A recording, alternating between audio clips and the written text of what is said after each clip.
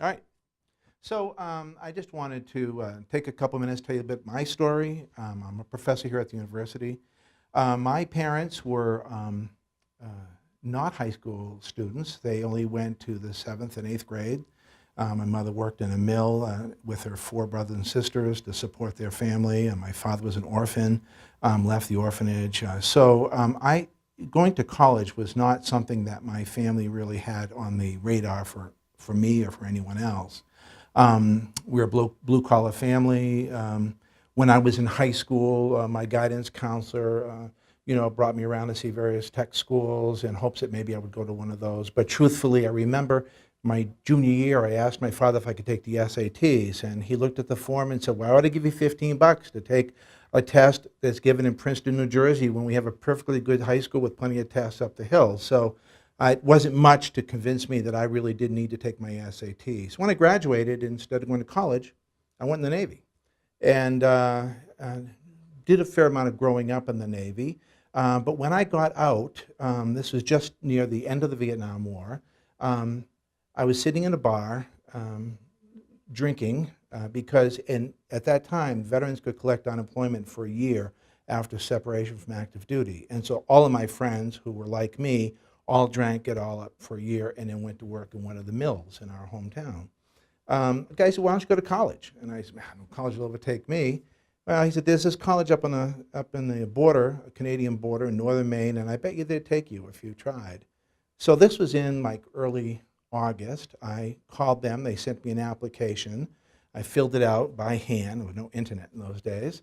And they said, "We'll accept you. You're getting the GI Bill anyways, and we'll accept you on probation." So not knowing what you take to college, I got plenty of cigarettes. I got a notebook, a pen, a dictionary, stuffed it in my sea bag with a few civilian clothes and some assorted old uniforms parts, and then thumbed up to the college. It took a long time, 8 or 9 hours, and started college. I got put in a room. I didn't know you had to have sheets and blankets, so for the first month and a half, I just slept on a mattress, and I didn't have anything like an alarm clock, sheets, and I did have a notebook, and I had a pen, and I had a dictionary, because I knew you needed that, at least in school. So for that first month, basically, I just kind of did the best I could. There were some adjustment problems coming back from the military, and I remember going through freshman orientation, feeling like looking at the girls at freshman orientation and thinking, "Wow, those are really nice girls. They would never talk to me, I'm not like these other students." And I think that's a feeling that you feel when you're blue collar or first generation, or you've never been to college before. You kind of feel like, I'm just not as smart as everyone else. I mean, I'm here on probation. I didn't even take the SATs, that sort of thing. So my first year in college was spent basically getting up at 6 in the morning, having breakfast, going to my classes, going to the library to study in between classes, having dinner, and then going out and drinking until 2 or 3 in the morning, and then starting it all over again at 6 in the morning. I had been used to that kind of routine in the military, so it wasn't real hard for me to adjust that way. I mean, and adjustment was hard. I mean, I would go downtown, pick fights with people, things like that. Really didn't quite feel like I was Joe College at the time, and that sort of thing. So really, that first year, year and a half, I really didn't feel like I belonged. But I learned something. And what I learned was nobody cared. It didn't matter. It didn't matter what I felt like, did I belong or didn't belong, or where I came from, or did I take the SATs, or was I a star football player in college. No one cared. My professors didn't care. They only cared about one thing, that I showed up for class, sat in the front, took notes, did my work, turned it in on time, and did the best I could. And surprisingly, I did very well in college. I graduated as summa cum laude. My family never came to my college graduation because they never really understood why you would come to college graduation, so it was kind of a little lonely graduation. But subsequent, later when I got my master's, CIS, my doctorate, family finally came at my doctorate, to see me awarded.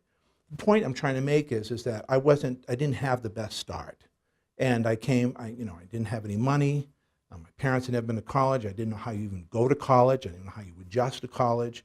But I was willing to work hard. I'd been somebody's janitor. You know, I had been somebody's gopher, and I knew what my future would be. It would be working in mills, and that's a job where you work 8 hours a day, 40 hours a week, second shift, go out for lunch, drink a six-pack at lunch, go back and do the second shift. Just basically, that's how shift work is. I didn't want to live that life, and by working with professors who cared about me, who wanted to help me to evolve as a human being, I was able to get an education that perhaps it would have never been possible had I not met this fellow. And he said, you know, maybe you ought to go to college, and maybe you ought to apply. And I had a great college that would take me on probation. And then I had great professors who cared about me. And now that I am a professor, I can tell you that that's true, that all professors ever want from their students is to get 100% from their students. Not a bunch of excuses, but try, show up for class, give it 110%. And I can tell you from my bachelor's, master's, CAS, my doctorate, even my doctoral program, I never felt there were 12 people in my doctoral cohort. They had gone to places like Middlebury, Harvard, Colby, Bates, Bowdoin. I was in the Northeast. I had only gone to University of Maine at Fort Kent. Yet out of the 12 of us, only 2 of us graduated, and I was one. And it was only because I was willing to work hard and not depend on my pedigree, or I'm innately a bright person, so consequently, you know, I don't really have to work hard. I can get by on my own wits. Because maybe in high school you can get by on your own wits, but college it becomes ever more difficult to just use your wits to move along. You have to care. So find a major that you like, work hard at it, give it 110%, and I guarantee you, you'll be graduating in 4 years.